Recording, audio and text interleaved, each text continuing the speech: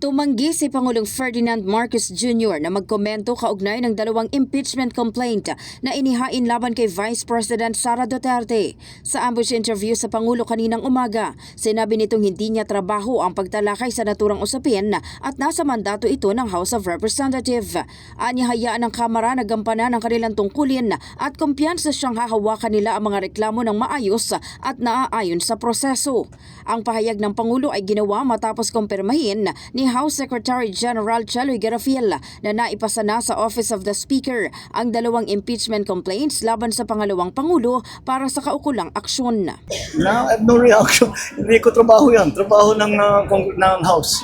Pabayaan mo sila magtrabaho. I'm sure they will handle it properly. So, let's let them do their jobs. Samantala, tulad ng naunang pahayag ng palasyo hinggil sa pagbasura ng House Committee on Justice hinggil sa impeachment complaint laban sa kanya, sinabi rin itong masaya siyang tapos na ang issue at maaari nang magpatuloy ang pamahalaan sa mga gawain nito.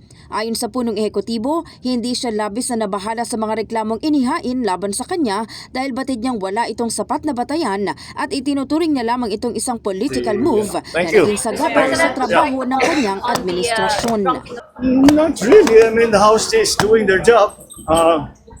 I'm glad that, of course, I'm glad that the impeachment complaints against me have been are finished. And as the statement that we made earlier, I'm happy it's done, and we can get on with our work. Because these things are distractions from the things that we were doing. Although I wasn't very worried because I saw the impeachment complaint and I knew that I would be all right in terms of the impeachment. Kasi wala naman, there were no real grounds for the impeachment. It was a political move. In the heart of changing lives, ako si Brigada Maricar Sargan ng 105.1 Brigada News FM Manila, The Music and News Authority.